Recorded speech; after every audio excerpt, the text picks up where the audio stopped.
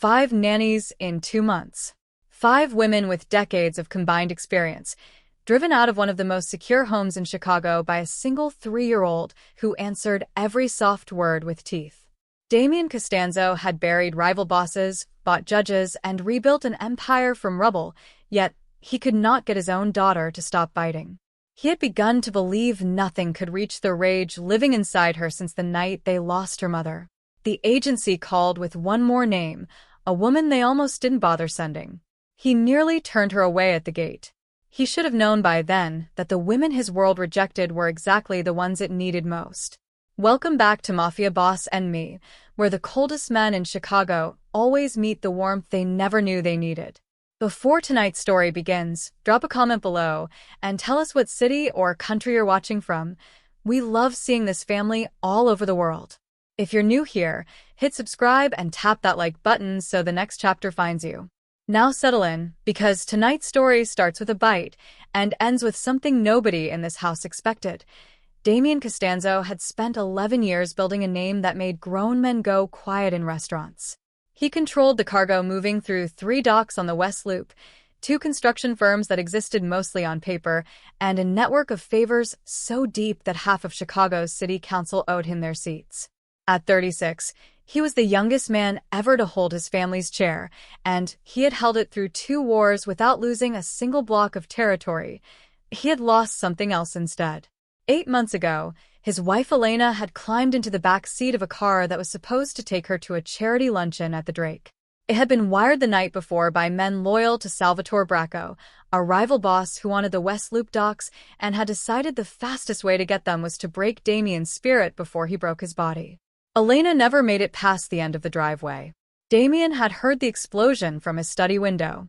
He had answered that violence with violence of his own, methodical and complete, but no amount of blood in the streets had brought his wife back, and no amount of money had taught his daughter how to grieve. Sophia had been 2 years old when she lost her mother. At 3, she had become something the household staff whispered about behind closed doors, a small, furious storm who screamed until her voice broke, who threw anything within reach, and who bit. She had bitten 5 nannies in 2 months, women with experience from Manhattan to Monaco. Each one had walked out demanding hazard pay, swearing they would never set foot in the house again. Damian had stopped attending the interviews himself. He let Marco Lupo, his underboss and the only man who had stood beside him through both wars, screen the candidates instead. Marco had a system. Ask about experience, ask about temperament, warn them honestly about the biting, and watch how fast they backed toward the door. Most didn't make it past the warning. The agency had one more name on a very short list. A woman they admitted, almost apologetically, was not their usual caliber of candidate. Mrs. Whitfield, who ran the placement service, called Marco personally to manage his expectations. The woman was a substitute teacher who picked up nanny shifts on weekends, plain, unpolished, certainly not the kind of presence the Costanzo name was used to having in its hallways. But she was available immediately, and at this point, availability mattered more than polish. Damian had almost told Marco not to bother. He changed his mind only because the house had gone quiet in a way that frightened him more than Sophia's screaming ever had. A thick, exhausted silence, his daughter curled alone in her room, refusing to eat, refusing to speak, refusing anyone. He told Marco to send the car. 20 miles south, in a cramped apartment above a laundromat in Pilsen, Daisy Monroe was doing the math on her father's hospital bills for the 4th time that week, hoping she had made a mistake the first 3 times. She hadn't. Daisy was 26, built soft and round in a world that had spent her whole life telling her to apologize for it. She had grown up being the loud girl in any room who could make people laugh, partly because she'd learned early that being funny got people looking at her face instead of her body. She substitute taught 2nd grade 3 days a week and picked up weekend nanny shifts through Mrs. Whitfield's agency for everything else, because her father's lung cancer treatment cost more than her entire monthly salary, and there was no insurance plan generous enough to cover what hospice care actually billed. She had taken a loan 4 months ago from a man named Eddie Kovacs, someone her father's old union buddy had recommended with a warning attached. Eddie had been polite on the phone and considerably less polite about late payments, but He'd handed her cash the same afternoon she asked, and at the time that had felt like a miracle. When Mrs. Whitfield called about a placement that paid triple the going rate, Daisy almost laughed at the number before she heard the rest of it. A wealthy private family. An emergency hire. A difficult child. The agency's tone made it clear this was the kind of job nobody wanted, the kind they only offered to someone who couldn't afford to say no. Daisy couldn't afford to say no. She didn't ask which family it was until she was already in the car. Mrs. Whitfield drove her there herself, which should have been Daisy's first warning. The agency director spent the 40-minute drive from Pilsen to Winnetka offering unsolicited advice, most of it about Daisy's appearance. She suggested Daisy might want something with more structure next time, something that presented better for a family of this profile. She mentioned, almost as an aside, that the last candidate she tried to place here had been a former pageant coach, polished and slim, and that hadn't worked out either, so perhaps appearances weren't really the issue. It didn't feel like a compliment. Daisy had heard enough comments about her body over 26 years to recognize one dressed up as something else. The estate sat behind iron gates at the end of a long gravel drive, a house that looked more like a small hotel than somewhere a family actually lived. A man with a scarred jaw and an earpiece met them at the door and led them down a marble hallway lined with paintings worth more than Daisy's entire apartment building. Staff watched her pass with the particular sympathy people reserve for someone walking towards something they already know is going to go badly. She was shown into a study where a man stood with his back to the door, looking out over the grounds. When he turned around, Daisy understood immediately why every room in this house felt cold even with the heat clearly running. Damien Costanzo looked at her the way a buyer looks at a horse he already suspects is lame, his eyes moving over her plain dress, her sensible shoes, her round, open face, landing somewhere between doubt and disappointment. "You're the replacement," he said. It wasn't a question. "Daisy Monroe," she answered, refusing to let her voice shake. He didn't get the chance to say whatever he'd planned next, because the study door burst open and a small hurricane in a yellow sundress came tearing through it, a wooden block already cocked back in one fist, mid-scream, chased by a maid who looked one bad afternoon away from quitting outright. Sophia Costanzo had her father's dark eyes and her mother's stubborn chin, and no interest in either of them at the moment. She threw the block, missed Daisy by a foot, and kept coming, teeth already bared the way she'd learned worked on every adult who had ever tried to hold her. Daisy didn't run. She didn't flinch, and she didn't reach for the child the way the others had, hands out, bracing for a fight. She lowered herself to the floor, sat right there on the expensive rug in her plain dress, and made herself small and still and unhurried, the exact opposite of every panicked adult Sophia had bitten in the last 2 months. "That's a big mad you've got in there," Daisy said quietly, not reaching for her, not flinching, just present. "I bet it's been living in your tummy a long time, huh?" Sophia stopped 3 feet away, fists still raised, breathing hard through her nose. Nobody had ever talked to the rage instead of trying to stop it. For a long moment, nothing happened. Then the small fist uncurled, the scream collapsed into a hiccup, and Sophia closed the last 3 feet at a run. Not to bite, but to climb directly into Daisy's lap and bury her face against her, holding on with both arms like she was afraid the floor might open up if she let go. Behind them, Damien Costanzo stood frozen in his own study, watching the first nanny in 2 months walk out without a single mark on her. Damien didn't say anything for a long moment after a maid finally peeled Sophia away for her nap, the little girl's hand still fisted stubbornly in Daisy's sleeve until the very last second. When he finally spoke, his voice had lost some of its earlier ice, though none of its authority. "Sit down, Miss Monroe." Daisy sat across from his desk, smoothing her dress over her knees.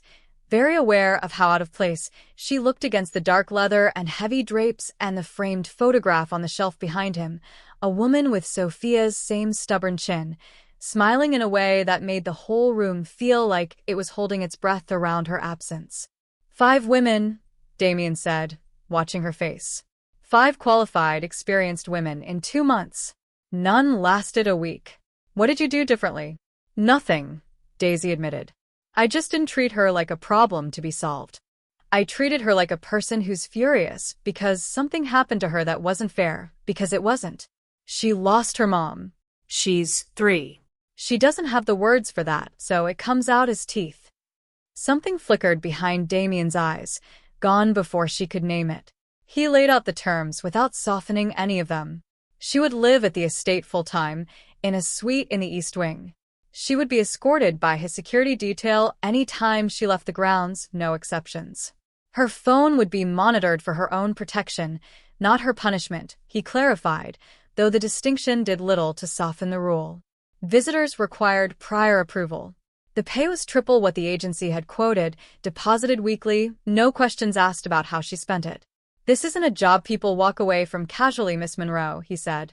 I need to know you understand that before you say yes. Daisy thought about the stack of hospital bills on her kitchen counter, about Eddie Kovacs's increasingly impatient calls, about her father's hospice nurse mentioning gently last week that they might need to discuss next steps sooner than anyone wanted. She thought about a 3-year-old burying her face in a stranger's shoulder, like it was the only safe place left in the world. I understand, she said. I'll take it. You haven't asked what I do for a living. I read the news, Mr. Costanzo. I know what kind of car just drove me through those gates. She held his gaze, refusing to look away first. I also know your daughter needs somebody who isn't scared of her, and I'm not scared of much these days. He studied her the way he studied men across negotiating tables when deciding whether they were worth the trouble of trusting. Whatever he saw, it seemed to settle something. Marco will show you to your room, he said, standing. The conversation closed the way all his conversations closed. No room left for negotiation. And Miss Monroe. Thank you. It was, Daisy would realize much later, the only time in the first month he ever said the words out loud. #6. Escalation Cycle 1. Public insult and his defense, 700 words. 2 weeks into the placement, the house had already begun to feel different. Sophia still had her moments, sharp little storms that blew through without warning, but they passed faster now, and they never ended in blood. She had started sleeping through the night again. She had started asking for Daisy by name instead of screaming for no one. Mrs. Whitfield called on a Tuesday afternoon to check in on the placement, which turned out to mean something else entirely once Damien put her on speaker in the study, Daisy standing nearby reviewing Sophia's nap schedule with Marco. I have to be honest with you, Mr. Costanzo, Mrs. Whitfield said, her voice carrying that particular brightness people use right before saying something unkind. I've had 3 other families ask about your situation, and I do have exceptional candidates available now, women who'd present more in line with what a family of your standing usually requires. I only sent Miss Monroe because we were desperate at the time. I'd hate for appearances to become a talking point among your circle, if you understand what I mean. The room went very still. Daisy felt her face go hot, the old familiar burn of being discussed like a problem with a body attached, but she kept her eyes on the nap schedule and said nothing, because saying something had never once made it stop, only made it worse. Damien's voice, when it came, was quieter than Daisy had ever heard it, which somehow made it more frightening than if he'd shouted. Let me make sure I understand you correctly, he said. My daughter bit 5 of your previous candidates badly enough to draw blood. The 6th woman you sent, somewhat against your own confidence in her, is the only person who has gotten my daughter to sleep through the night in 8 months. And you're calling to tell me she doesn't present well enough for my circle. I only meant... You meant that you looked at a woman who succeeded where 5 others failed, and the first thing you noticed was her dress size. His voice didn't rise. It didn't need to. Your agency's contract with this family is terminated, effective immediately. You'll receive a letter from my attorney within the hour. And Mrs. Whitfield, if I hear that you've spoken about Miss Monroe, or my daughter, or this household, to anyone in your circle, you'll discover exactly how small Chicago really is. He ended the call without waiting for a response. For a moment, nobody in the study said anything. Daisy finally looked up from the schedule, and Damien was watching her, something unreadable in his expression, like a man who had just done something he hadn't entirely planned to do, and was still deciding how he felt about it. You didn't have to do that, Daisy said quietly. Yes, Damien said. I did. He turned back to his desk. The conversation closed again, but something in the set of his shoulders had shifted, and Daisy carried the warmth of it with her for the rest of the day. By the time the Lakeshore Truce Gala arrived 6 weeks later, an uneasy peace had settled over the city's underworld, the kind both sides knew wouldn't last but observed anyway, like two boxers shaking hands before a fight neither had cancelled. The gala was tradition, a single evening each year when rival families occupied the same ballroom under a flag of temporary civility, and attendance was treated less like an invitation and more like an obligation.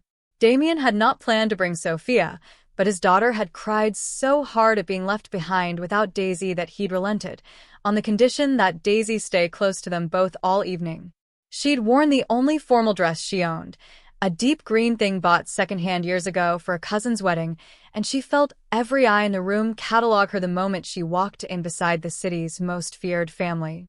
She had almost made it through the evening unnoticed when Vivian Bracco found her near the dessert table. Vivian was Salvatore Bracco's wife, sharp-boned and silk-draped, with the particular cruelty of a woman who had spent decades learning exactly which words left the deepest marks without ever raising her voice. "I have to say," Vivian said, looking Daisy over with theatrical surprise, "I assumed the rumors were exaggerated. The Costanzo nanny. I pictured someone a bit more suited to the role, if I'm honest.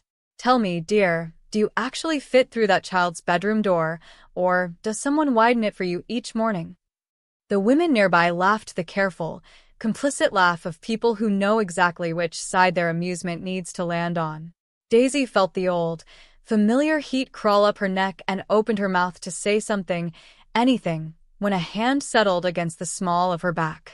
Damien had arrived without a sound, Sophia asleep against his shoulder.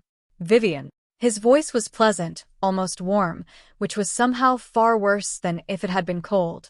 "I didn't realize Sal's wife had taken up commentary on my household staff. Does he know you spend your evenings counting other women's dress sizes? Or is that a hobby you've kept just for me?" "I only meant it as conversation, Damien." "Then have a different conversation," he said, still smiling, his eyes anything but. "The next time anyone in your family decides my home is worth discussing, you can explain to your husband exactly how that conversation went tonight.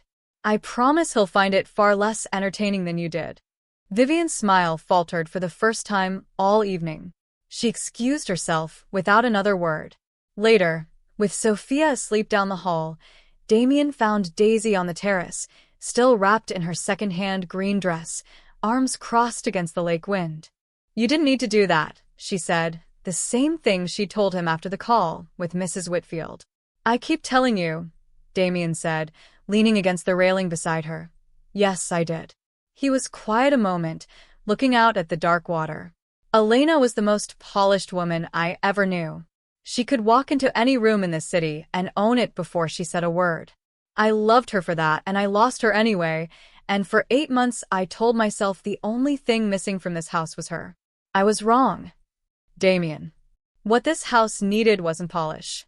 It was someone who could sit on the floor with a screaming 3-year-old and not flinch. Someone who doesn't apologize for taking up space in a room, even when women like Vivian try to make her feel like she should." He turned to face her fully. "You have spent this entire evening expecting me to be embarrassed by you. I need you to understand the opposite is true. You are the realest thing that has walked through my front door in 8 months, and I am done letting anyone, including you, pretend otherwise." Daisy didn't have an answer for that. For the first time in longer than she could remember, she didn't need 1.3 days later, on her first approved afternoon off in a month, Daisy took the train into the city to see her father, recently moved to a hospice facility closer to downtown. She was walking the 2 blocks from the station, lost in thought about whether his color had looked better or worse than last time, when a hand closed around her arm hard enough to bruise. Eddie Kovacs smelled like cigarettes and cheap cologne, and he had the particular smile of a man who enjoyed being the worst part of someone's day. "Daisy, Daisy," he said, pulling her into the mouth of an alley before she could pull away. "You've been avoiding my calls. That's not good for business, sweetheart. Your payment was due 10 days ago, and interest doesn't take a vacation just because you found yourself a fancy new address." "I have it," she said, fear making her voice tight. "I get paid Friday. I swear I'll have the whole thing. Funny you should mention your fancy new address. Eddie's grip tightened. Had some interesting fellas come asking about you last week. Real polite. Real curious who you work for now, what the house looks like, what time the kid goes to the park, that kind of thing. Offered me a number for the information that made your little debt look like pocket change. Daisy's blood went cold. Who were they? Didn't catch a name. Eddie's smile widened, ugly and pleased with itself. But they had accents like they came up through the South Side, and they didn't seem real fond of your boss. I told them I needed to think about it, account for our long, lovely working relationship and all. But Friday's coming fast, Daisy. You bring me my money, or I bring them what they're paying for. Your choice. He released her arm and disappeared into the foot traffic before she could even decide whether to scream. Daisy stood frozen for a full minute, heart hammering, before she understood what she had to do. She had spent her whole life solving her own problems quietly, never asking for help she couldn't pay back, but this wasn't her problem anymore. It was Sophia's safety, and that belonged to Damien too. She called Marco from the train home, her voice shaking so badly he had a car waiting at the station before she'd even hung up. Damien listened to the entire story without interrupting once, his face going through that particular stillness Daisy had learned meant he was further from calm than he looked. When she finished, he was already on the phone with Marco.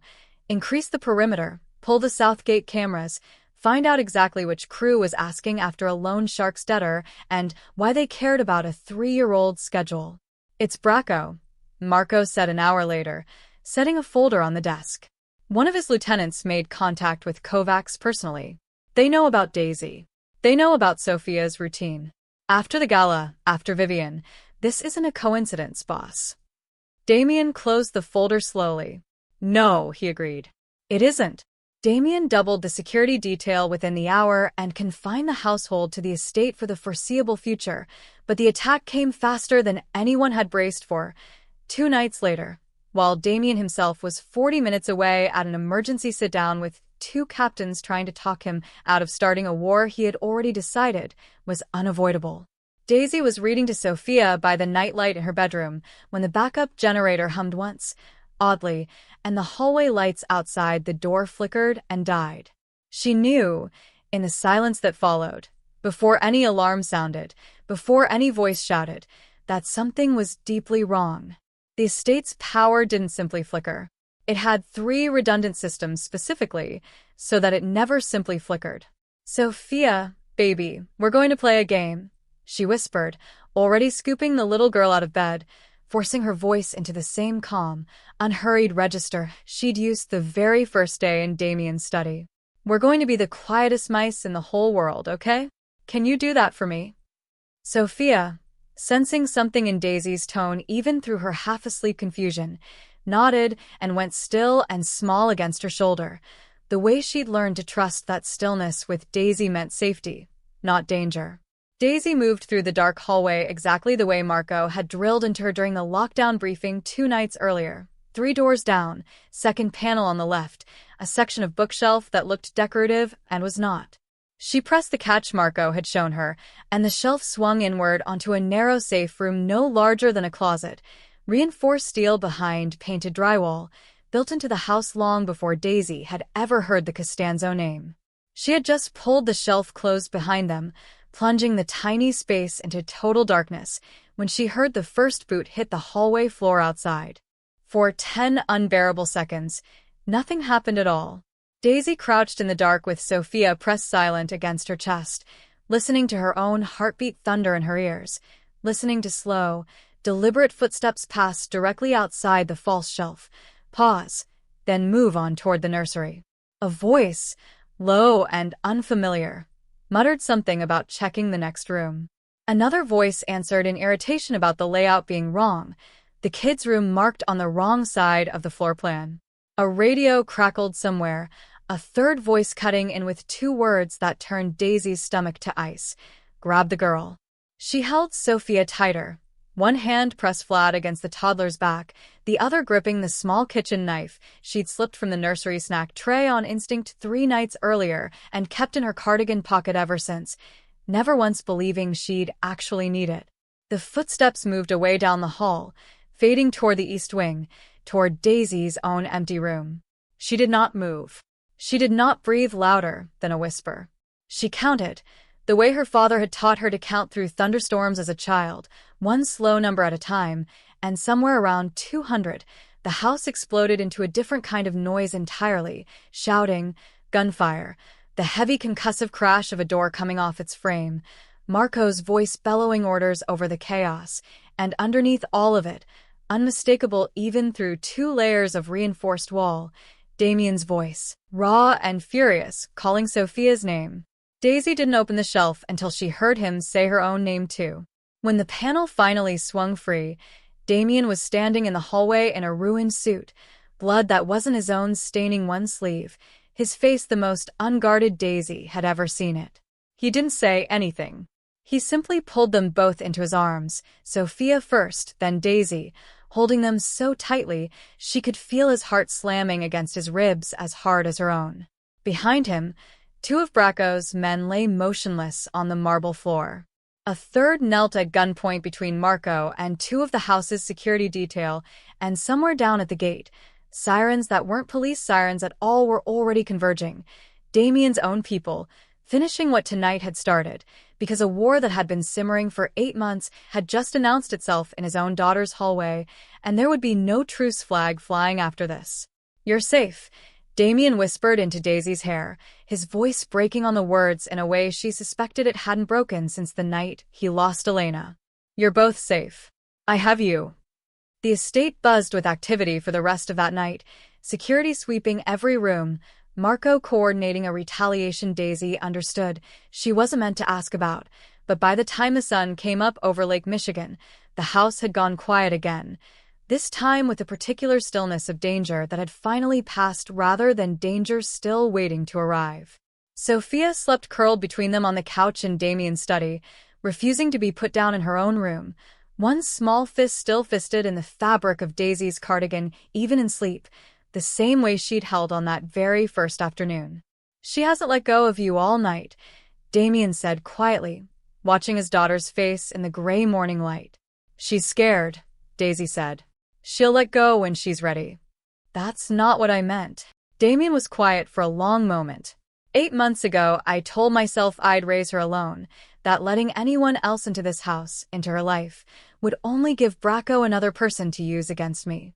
Tonight he tried exactly that, and it almost worked, and I have never in my life been more grateful to be wrong about something. "Damien, I'm not finished." He turned to face her fully, his voice rough in a way she'd never heard from him before, every bit of the cold, controlled boss she'd met in that study 6 weeks ago stripped away. "You walked into this house when 5 better qualified women had already walked out of it in tears. You sat on my floor in your second-hand dress and let my daughter bare her teeth in front of your face rather than flinch from her. You stood in a hallway tonight with a kitchen knife in your cardigan pocket, ready to use it, to protect a child who isn't even yours, in a house full of armed men twice your size who couldn't keep her safe. I have spent 8 months believing the only thing this family lost the night Elena died was a wife and a mother. I was wrong about that too. We lost the belief that anyone could ever choose us again, knowing exactly what choosing us costs. You chose us anyway." Daisy felt her eyes sting, the words landing somewhere she hadn't let herself hope they'd ever land. "I didn't choose this for the money, not really. Not after the first week." "I know," Damien said, and closed the last distance between them, careful not to wake the sleeping child, and kissed her slowly, like a man who had finally stopped bracing for the next loss and let himself believe, for the first time in 8 months, that something good might actually be allowed to stay. When they finally pulled apart, Sophia stirred between them, blinking up at both of them with sleepy confusion before settling her head back against Daisy's arm with a small, satisfied sigh, as if some part of her 3-year-old understanding had simply decided that whatever had just happened was exactly how things were supposed to be. The chubby nanny nobody had wanted to send was, by sunrise, no longer staff at all. She was the reason the house finally felt like a home again, and the Costanzo family, for the first time in 8 months, had something worth protecting beyond territory and fear. Did Sophia's first hug surprise you as much as it surprised her own father? Sometimes the people the world tells us to overlook are exactly the ones who end up saving everything that matters. If this story warmed your heart, hit that like button right now. Share it with someone who needs a reminder that real love doesn't come with a dress size attached, and subscribe to the channel so you never miss the next chapter. Drop a comment below. What do you think Salvatore Bracco does next?